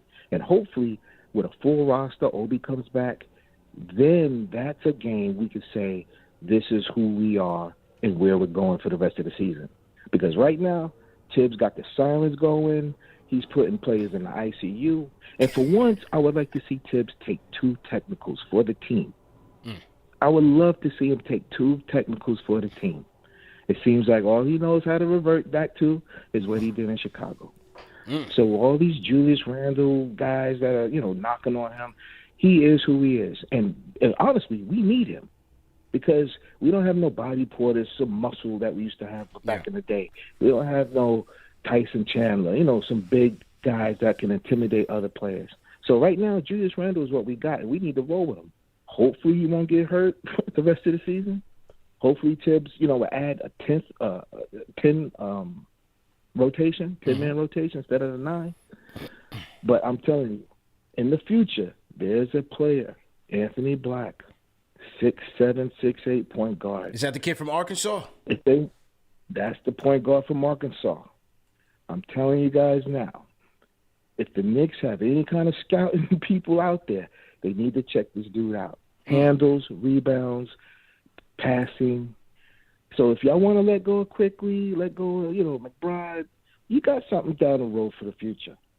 So Knicks, I know you're passionate. Knicks fans, you're passionate. Same as me, but just pump the brakes. ICU Tibbs, he's behind the wheel right now. ICU Tibbs. All right, man. Rapid fire. Appreciate the call. Out, y'all. Then he said rapid fire just to say rapid fire. That was like a 5-minute call, but we'll give it to him. He's a first-time caller, so I'll let him rock. He's a first-time call from an obscure place. You know what I mean? He said he's from Queens. He said, don't ask what he's doing out there in Arkansas. I'm not going to ask. So. It's funny that he brought up the Arkansas guard, Anthony Black. By the way, if you do want to read more about it, our guy, Jeffrey Campbell, KFTV writer, our draft expert, wrote about him. So make sure to go to KFTV.com, KnicksFanTV.com, right out the full thing. You'll go find this article there. Yeah, let's talk to Corey about him too when we get him on the show for the preview. Anthony Black from Arkansas. Shout out to Edgar Moore, $20 super chat says, can you guys explain what Tibbs is trying to do with Sims? At times he looks lost. Well, Sims has to adjust to being in this lineup, playing alongside Hartenstein. I didn't think he did bad tonight. I thought he played pretty admirably on the defensive end, especially guarding on the perimeter. I thought Tibbs was okay tonight. So he only played 8 minutes. Yeah. He didn't get that much. He didn't get that much time really. So right now he's the 3rd string center right now. Until further notice. Shout out to Tekato Music, Team #new. Brills Chills. I feel like they're in here all the time. But shout out to Brills Chills, Team #new. We got Darian Stewart new in the chat. Darian, how you feeling? And Al, how are you feeling about player ratings presented by KnicksFanTV.com? Yup, let's get to it. Player ratings. Go to KnicksFanTV.com and check out KnicksFanTV Remy's player ratings as he goes through the entire game, recaps the game, and does player ratings for every player that played in the game. Shout out to Remy. Shout out to KnicksFanTV.com. Let's start with RJ Barrett. 27 points, 6 dimes, 9 rebounds, 3 steals, 2 blocks for RJ tonight.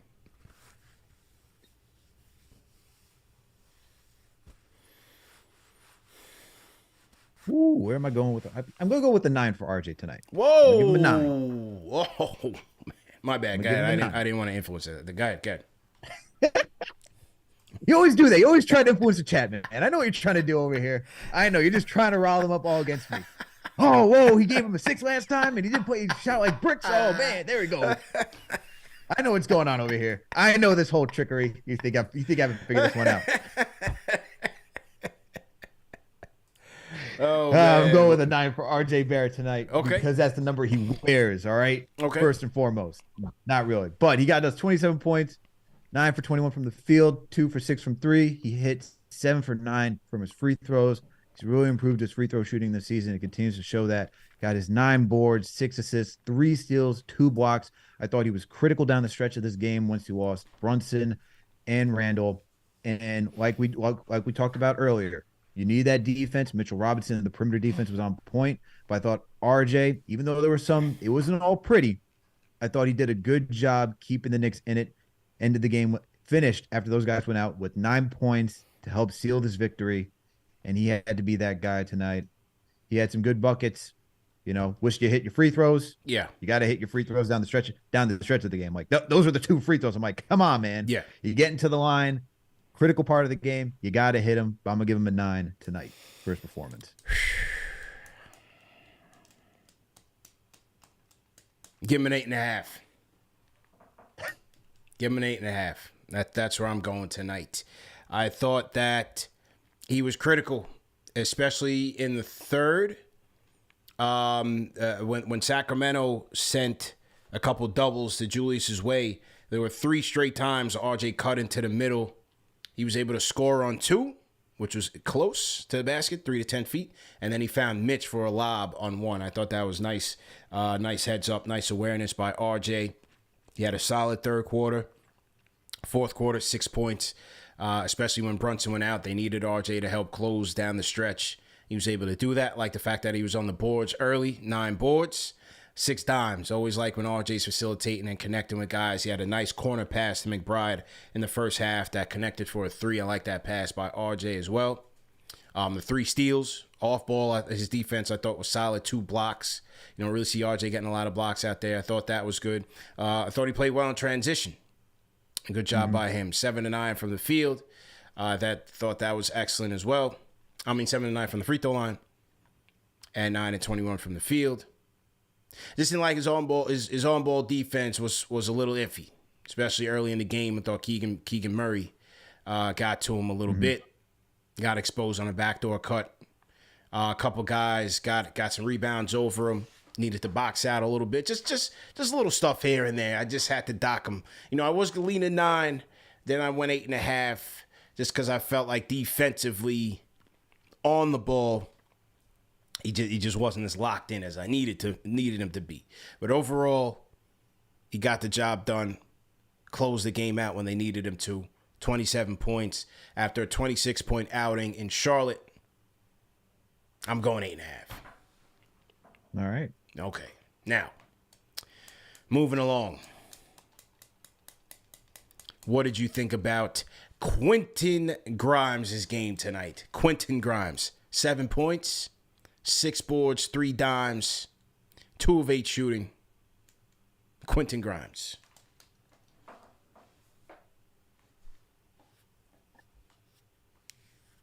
A lot of what he does doesn't show up in the stat sheet. And so I'm going to put that out there because if you look at his stat sheet, you'd be like, how am I going to give him this? Yeah. I'm going to give him a 7.5 today because his defense was very important. But I do need that shooting to come around. That's the thing. I thought he had it figured out the last 2 games. You got 7 points. You went 2 for 8 from the field, 1 for 4 from 3. You hit both of your free throws. You went 2 for 2. You're a good rebounder. I know that. I know you're a good playmaker. All right. Death, taxes, and Quentin Grimes finding a big man in the paint for an easy bucket is like something I can always count on every single game. He got you that steal, but his on-ball defense is what really puts him up to 7.5 for me. If you got the shooting down and really contributed that way, I would have gone higher. But the way he's just able to jump passing lanes, the way he's able to stay in front of his defender, even when his assignment is attacking the lane, he's still able to stay in front of them. He puts his hands up and he's staying right by their hip, not giving any room. Yeah, I like that about him.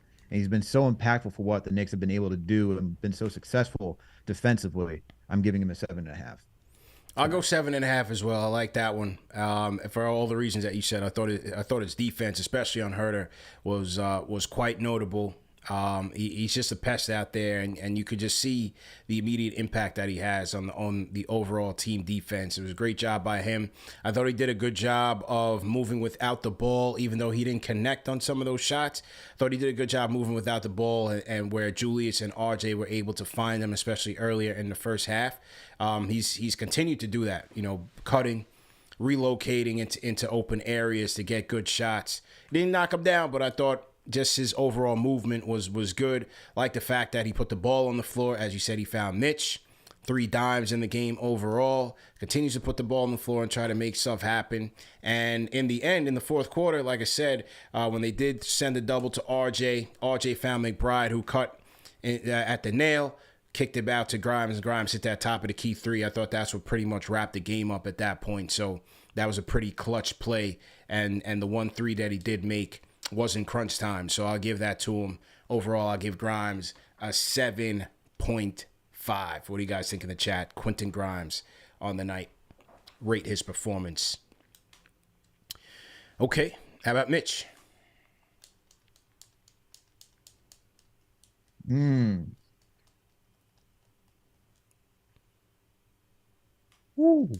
I'm going to go 8 for Mitchell Robinson. Okay, all right. 12 points. He went 100% again from the field. Yep. This is another time within the past week he's gone 100% from the field every time he gets his touches. Mm-hmm.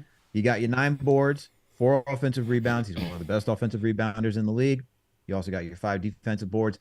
But another thing that's not going to show up, and he got you 2 blocks, but the other thing that's not going to show up in the stat sheet is his defense and how he alters shots in the paint. Mm-hmm. He was critical in that fourth quarter.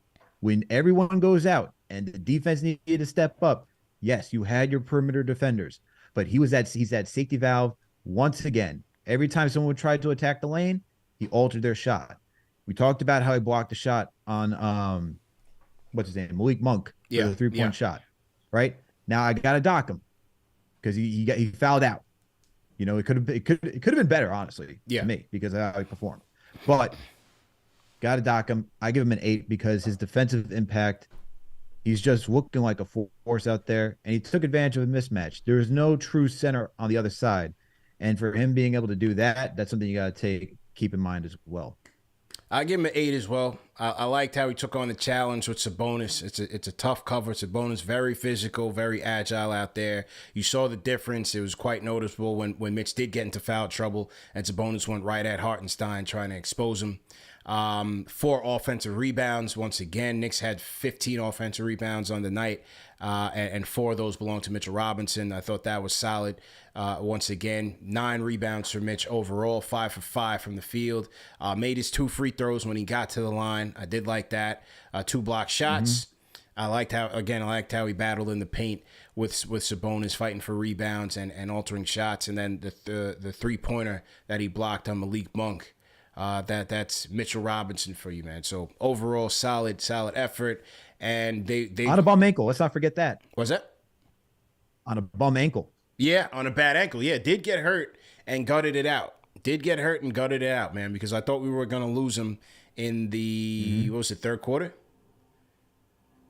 I forgot which quarter. It might have been the third. Was it the third quarter or was it the second quarter? I forget which one it was. Yeah, thought we were gonna lose him.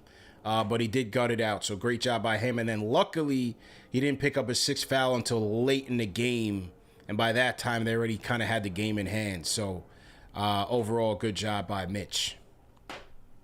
All right, last but not least, Jericho Sims. No, I'm just kidding. Julius Randle, 27 points, 8 rebounds, 9 of 20 from the field, 6 of 6 from the stripe. A monster first half performance that ended in an ejection.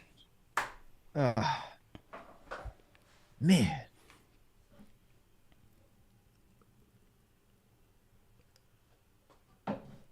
This is tough, man. This is tough. Because part of me feels like we shouldn't give it an incomplete because he didn't finish the game. Okay. But at the other time, if you want to take the easy way out, go ahead. If you want to, what did you say? I said, if you want to take the easy way out, go ahead. I'll allow it. Give me a break. I'll allow it. People in the chat, if you want to give put you it my in score. complete Relax over NA, there. go right ahead. Relax. I will give you the score. Sheesh. I'm just saying. I'm talking out loud, man. I'm thinking my process. I'm letting everyone who's tuning in understand where I'm going with this. Woo. But I will give him a 7.5. And here's it. He would have. I'm telling you, if he finished this game, I would have broken the scale because he was just that good. He was just on that. He was that on point tonight. I thought offensively, yeah, the 3-point shooting numbers doesn't look great, 3 for 11, but he was a force. He got actually, which is really confusing. He had 6 free throw attempts, which is why after not getting that foul call, I was like, you're probably going to get it at some point throughout the rest of the game, which is why it's like you got to the line. You had 6 free throw attempts, man. Like you're going to get back to the line. It's okay. They can't keep calling everything on you. But look, 9 for 20 from the field, 3 for 11 from 3, hit all of his 6 free throws. He had 8 boards, 3 assists. He was cooking tonight, 27 points before he left. If he stayed in there, man, I think we're talking about close to a 40-point performance, if not a 40-point performance tonight, because he was just that on fire. But I'll give him a 7.5 because I'm looking at you as a leader. Yeah. You can't get ejected from a game that's important. It may not be important right now, but these wins do matter, especially when you can get them, especially when you're cooking like that. You know, you're not everything's a guarantee for this team. So when you're in this position to win, you gotta stay cool, calm, and collected and finish the game. But I'll give him a 7.5. Give him a 7. Yeah, I'll give him a 7. The offensive performance he was great. He was great. But you can't bail on your team like that. I mean, he literally picked up the first tee with the game going on and his team on offense, and he had his back turned to the play, chewing out the ref. That ref gets him. And if everybody's like, well, why did his teammates stop him? Maybe they didn't think he was going to have a complete meltdown with them having a double-digit lead and him cooking. But then he proceeds to walk to the baseline judge and give him an earful, and that was all she wrote. Sent him to the showers early. See you later. I got to give him a 7, man. Got to give him a 7. Yeah, that's it. Look, it's just, like, you got to stay composed, man, these moments. Got to stay composed in those moments. And I would like to see how he finishes games, man. He was really cooking. Hey, he could have had 40. Who knows? Even though I wish I could have seen the first CP 10 out of 10 tonight. For Julius Randle. I was considering it. I was considering it. I have to see how this game finished. Made a couple of nice decisions out of the double teams, like I said.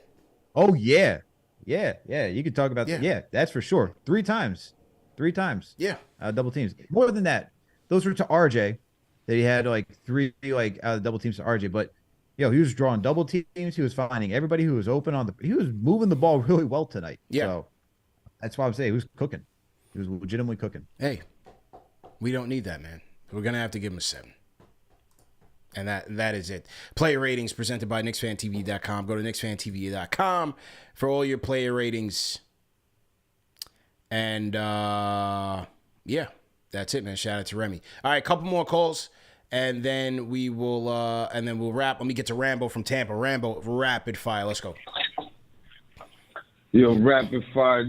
Honestly, man, this is just a complimentary call right here. To be honest with you, I already told you we need to get behind this team right now, man. So this is just a complimentary call, man. Salute, big ups to you on SNY, man. Just big ups to everything y'all doing out here, man. I've been killing it at work right now, man. Shout out to my UPS drivers and my teamsters. I already knew I was going to have to catch this show tomorrow on Spotify because I had to take the wifey out tonight. I couldn't even watch the game tonight, my man. Okay. But I see my boy I seen Deuce got some minutes, though. Yeah. I'm the president of the Deuce Hive. Let's go, Deuce. Let him get comfortable. Watch that shot fall. Rapid fire. I'm going to holler. Let's go. Rambo feeling good. Took care of wifey. He said he's going to catch the show tomorrow. Said he's killing it at work. It's a good day for him. He's winning, man. Get that thumbs up for Rambo, man. He's winning. You know? And that was rapid fire. And that was rapid fire, man. Clicking on all cylinders, man. So shout out to Rambo, man. I like that call. He came to share in the love and the wins. I like that. He came to spread joy. Anthony from New York, rapid fire. Let's go. Hey, what's up, CP? Can you hear me? Yep, loud and clear. Let's go. Listen, I don't know what Jose from Puerto Rico is talking about, but that boy is crazy. We're going to trade Randall for what now? What are we going to trade Randall for? Yeah. And what we going to trade Randall for? You know what I mean? Like, let the guy play. Like, I understand he's not the sharpest. He's rough around the edges, but he plays good for us. And everybody say that he's not a real Knick. Listen, since he's been here, he's been balling with us. Mm-hmm. You understand what I'm saying? Mm-hmm. That's all I wanted to say. Okay. And I think Jose from New York, he's crazy. Straight up. He's from Puerto Rico, so he's from Puerto Rico. But we could set up a battle of the fans. Yeah, he's crazy. Yeah, we could set up a battle of the fans. Maybe he'll call in Wednesday if he's around and you're around. You know, let me know. We could connect you guys. Yeah, I'm Tecato Music on YouTube, so you could hit me up on there. I would love to sit down and battle with him because I don't know. He's a little. I don't know. He's lost. Okay. All right. No doubt, man. So Anthony's coming for you, Jose. If you're listening out there, man. So let me know. I'll set it up, man. We got a new closer tonight, man. We're going to H-Town. Jay from H-Town. You're the closer, man. Hopefully you'll make it good. Make it good, man. What's going on? Hey, what's going on, CP? What's going on, Alex? Definitely appreciate y'all taking the call. And I just want to say I respectfully disagree with the rating that y'all gave Randall. Now, I've never been a part of the Randall Hive, so I'll be the first to say that. But first to say, any other Knicks player who had it from the Knicks fans the way that he did probably would have ran him out of New York by now. So just the fact that he was able to have such a bounce-back season is commendable. And then everything that he was doing tonight, directing traffic, like I said, he was just a monster in every way of the game. And it was an uneven officiated game, so it was probably just boiling up. I don't think it was just from that one play. I think it was from a plethora of plays from him as well as his teammates, and I think it was more so him just sticking up for everything that was going on tonight. Because if you really think about it, without that first half, him leaving out of the game, we wouldn't have had a chance. Like, let's be honest. So he came out the game and we still had a double-digit lead. So I don't feel like he put the team in that much of a bad position. And then I also just wanted to say one thing, and then I'll let y'all go to rapid fire. But I'm starting to notice that Julius Randle and R.J. Barrett is playing better. So many times we hear how they can't play together, how one of them has to be traded, and not to say that this is the same thing, but think about everybody was saying that last year about Jason Tatum and Jaylen Brown, even after they made a conference championship together, saying how they can't play together, but they stayed the course, and they started to learn to mesh, and they became one of the best teams in the league. Obviously, not saying it'll be the same thing for the Knicks, but I think we just need to give them some time to really mesh, because we are actually starting to see them play as a cohesive unit, and then see what happens. Worst come to worst, Randall's not that great, and he builds up his trade value, and we trade him at the end of the season. But I really think we should go through the season and see what we got. But I appreciate it again, guys. Congratulations on everything that y'all got going on. Really appreciate y'all. Appreciate you, man. And shout out to the H, man. Always love H-Town, home away from home. Oh, you gotta love it, Al. You gotta love it. He starts off the call. He says, I got to disagree with you on the Randall rating, on their play ratings. He didn't give his own rating. I should have asked him for it. He didn't give it. Should have. And then he finishes the call, says, hopefully everything goes well so we can trade him. You got to love it, folks. You got to love it. It ain't just me. It ain't CP's fault. It ain't Alex's fault. It ain't Jose's fault, man. Oh, man. You can't make it up. You can't make it up. He loved how he played tonight. And he's ready to trade him if all goes well.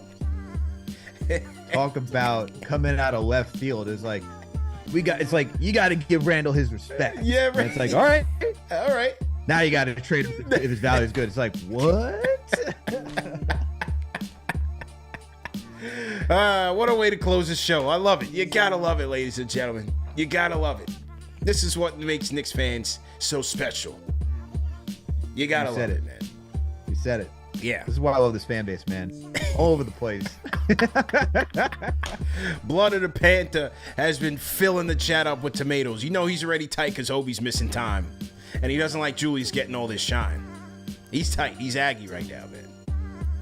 Oh, I know. I know. Can't make it up. Hashtag free Obi, hashtag Obi Avengers. Yeah, hashtag Obi Avengers, man. You know what? Look, man, I love this win tonight for the simple fact that the Giants-Knicks doubleheaders are always tough to take, especially if both teams lose. Now, I didn't expect the Giants to get a W today over Philadelphia, and they basically got 21 skunked. They got dubbed in the first quarter, so at that point, I had pretty much bailed on them and said, you know what? Let me save my blood pressure, my stress for the Knicks tonight. So I bailed on the Giants. I went to go check my guy Ty and the Jazz band, calm my nerves a little bit. Went there for 2 hours. You know what I'm saying? Brought it back to the center.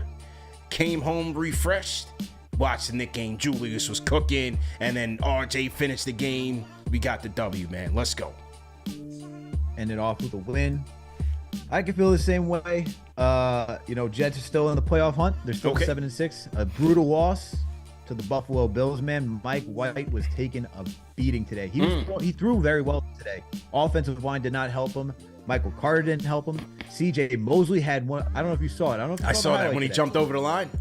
My man was like Bobby Boucher from Waterboy. He thought he was Troy Polamalu for a second. I did see that. He hopped over that line, got the tackle. I was like, yo, they were not going to run it. They were not going to run any play. You just gave the Bills 7 points, and from there I was like, it's going to be a long game. A long game. Wow. And it was a long game. Wow. And then Mike White had to leave. I had to go watch whatever is left of Joe Flacco coming in. That was horrendous. So, yeah. It was a brutal game for the Jets, but we're still on pace. Jets Nation, don't worry. We're still on pace. Yeah, well, I think for the Giants, the Cinderella shoes falling off. I hated that they tied the game against the Redskins. I couldn't believe they did that. Next week's game will pretty much, I call them the Deadskins. But next week's game is pretty much with a playoff spot. You got Detroit playing a hot brand of football right now, and they already own the tiebreak over the Giants. I think it's just the Cinderella season is coming to a halt. There's too many injuries, and they were already overachieving. So we'll see if they drag themselves in the playoffs. But clearly, unfortunately, they're not in the same class of the Eagles, and I hate to admit that, but it's just reality, man. We're just not there yet. Unfortunately, they got Saquon on a pitch count now. He's injured, so he put him with the list of injured players. So it's over with, man. It's definitely over with. That was the other thing. You talk about injuries. We almost lost Quinnen Williams. He's questionable for next game. He's a big component of what that defensive line is. He went out. I was like how Grimes tripped over. Who was it? Terry Rozier. Yeah. I held my breath again when I saw Quinnen Williams because once he went down, defensive line wasn't the same, bro. Wasn't the same. Yeah, it's life in New York football, man. Shout out to Shared Brilliance. $5 Super Chats this Friday night. Knicks song and Julius Randle, the most frustrating targets of Knicks fans. LOL. Yeah, I've been reaching out to my guy Robert Randolph, man. I really want to remix the song, man. I think he's out there listening. Chuck, if you have some influence, if that's your guy, let him know, man. We need a remix. Need a remix of Friday Night Knicks song, man. Let me handle it. I think I could do a good job producing. Get some guys together, man. I think I could do a good job, man. Edgar Moore, $20 Super Chat. Oh, I got that one. Corso, appreciate it. Michael Parker, $10 Super Chat says, salute Knicks Nation. Is Randall still on the trading block? I say yes. Shout out to Troy Davis. $10 Super Chat says, wins are because of weak competition and injuries. Also, McBride over Rose is a difference, not a 9-man rotation. McBride is a point guard and doesn't take any minutes from Cam at small forward. Cam is unfairly out to play RJ more minutes. Okay. I got that. Shout out to Johnny. Says RJ hot streak of games incoming. Okay. All right, cool, man. So great show, everybody. And as we said, let me get Hoodie's Vintage in here. He says, nice win, developing defense, identity, hashtag free Cam, though. So shout out my guy Hoodie's Vintage. And we'll be back on Wednesday for Post Game Live, Knicks versus Bulls. We'll make sure that you tap into the channel for our Game of the Week preview with Corey Taliber of the Harvard Herald. So stay tuned for that. Set your notifications for that one. Hit that like button. Hit the share button. Remember that the show's available in audio podcast format, all the major podcast platforms, so no reason to miss it. Manscaped.com, promo code KFTV for 20% off plus free shipping. And also prizepicks.com, enter promo code KFTV for a 100% match on your deposit of up to $100. Shout out to Jerry Chris for the $5 super chat. Last minute, got it in at the buzzer. We'll see you guys this week, man. Have a great week. Have a productive week, people. See you later. Peace.